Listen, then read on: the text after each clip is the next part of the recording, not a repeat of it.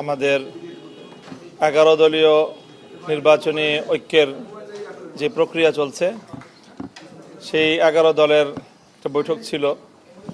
আমরা শীর্ষ বৈঠকের এই আয়োজনটা খুবই তাড়াহুড়ার মধ্যে এবং একটু ক্রিটিক্যাল সময়ে নির্ধারণ করতে হয়েছে। নেতৃবৃন্দ দেখা গিয়েছে অনেকেই সারা রাত এগুলো নিয়ে দৌড়ঝাঁপ করেছেন, আলোচনা করেছেন। তো রাতের গভীরে সিদ্ধান্তটা ফাইনাল করতে হয়েছে এবং সবাইকে সময় মতো অবহিত করা সম্ভব হয়নি।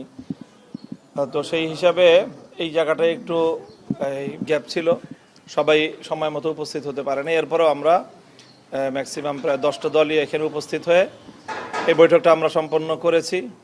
ইসলামী আন্দোলনের সাথেও নেতৃবৃন্দের সাথে আমাদের কথা হয়েছে, বৈঠকের আগ দিয়ে বৈঠকের মধ্যে থেকেও আমাদের কথা হয়েছে এবং আমরা আশা করছি যে আমরা একসাথেই রাত 8টায় আমাদের প্রেস কনফারেন্স হবে ডিপ্লোমা ইঞ্জিনিয়ার্স ইনস্টিটিউশনে।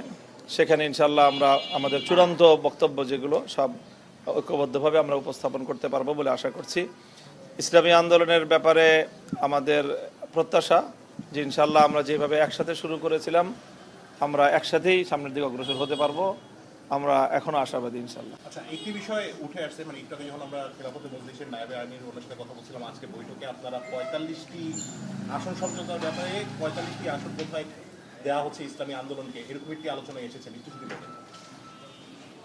এই বিষয়গুলি আমরা অফিসিয়ালি এখনো পরিপূর্ণ ফাইনাল করছি না, যেহেতু আমাদের রাত 8টার সময় আমাদের প্রেস কনফারেন্স আছে।